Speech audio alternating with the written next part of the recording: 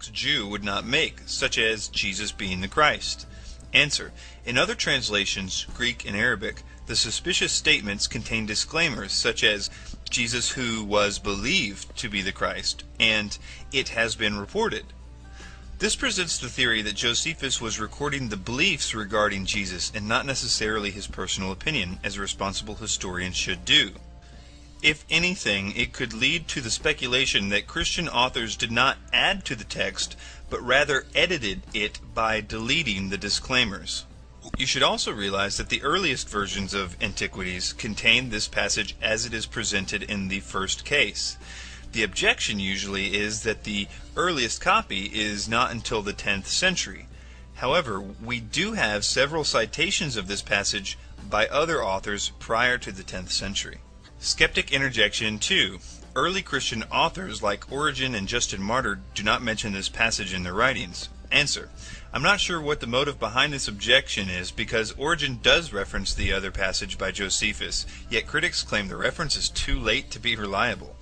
But, for the argument's sake, if we assume this passage did exist in the form most scholars believe it did, the early church fathers might not have felt the need to refer to it. The original passage serves as evidence for the historicity of Jesus, a topic not debated at this point, as the burden of proof revolved around his divinity. We will now examine the second passage given to us by Josephus. Fortunately, it is not surrounded in as much controversy. It says, "So Aeneas assembled a council of judges, and brought before it the brother of Jesus, the so-called Christ, whose name was James, together with some others. And having accused them as lawbreakers, he delivered them over to be stoned." Skeptic interjection 1.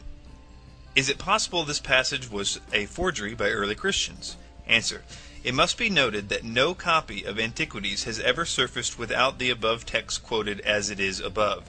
Critics are suspicious of the so-called Christ statement, yet this reference, rather than the Christ, shows Josephus was not condoning the belief but simply documenting it.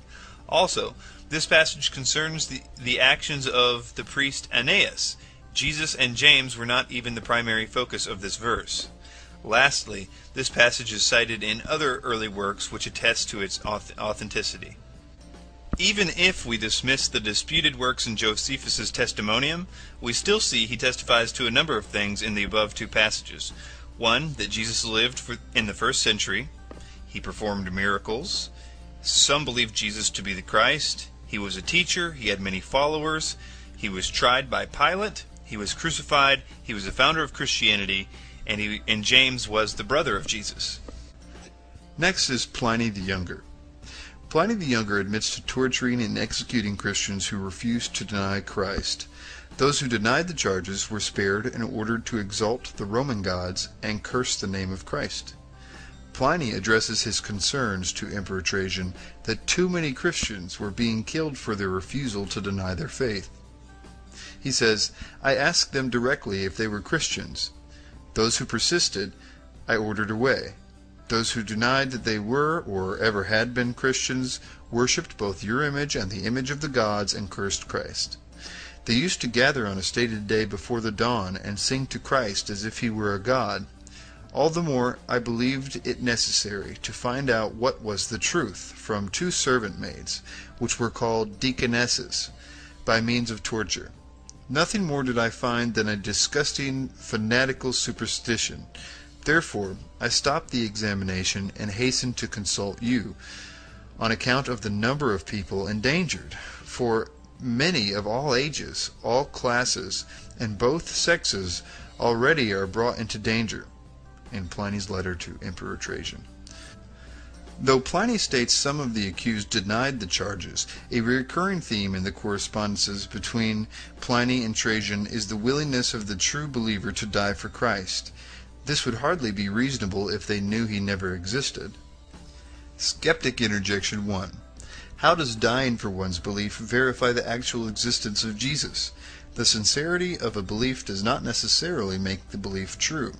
How does this passage specifically confirm a historical Jesus, and not just the existence of Christians in Rome? Answer. Pliny states Christians worshipped Christ as if he were a god. This indicates one who would not normally be considered a god, such as a human who was exalted to divine status. Also, the early Christians would have been in a position to know if Jesus was a historical figure or not.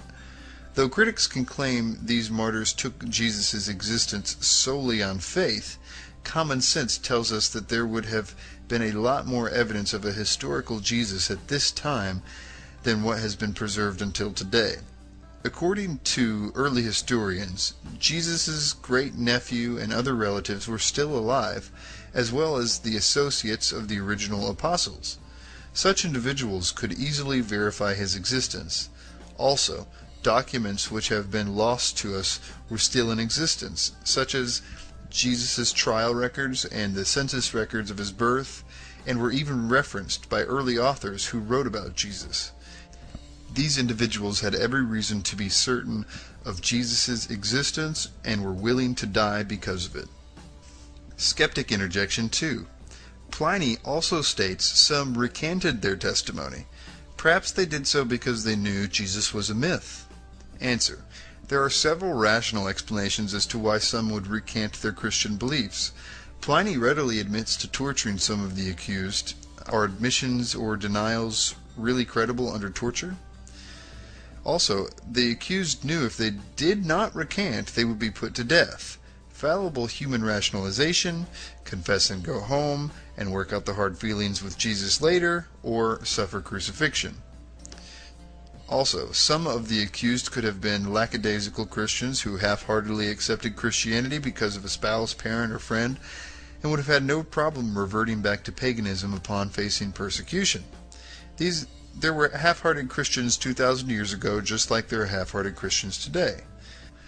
Just because there were some who may have recanted out of fear or poor judgment doesn't dismiss the deaths of the other individuals who were certain of Jesus' existence and died because they refused to curse him.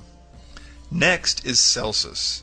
Celsus was a 2nd century Roman author and an avid opponent of Christianity.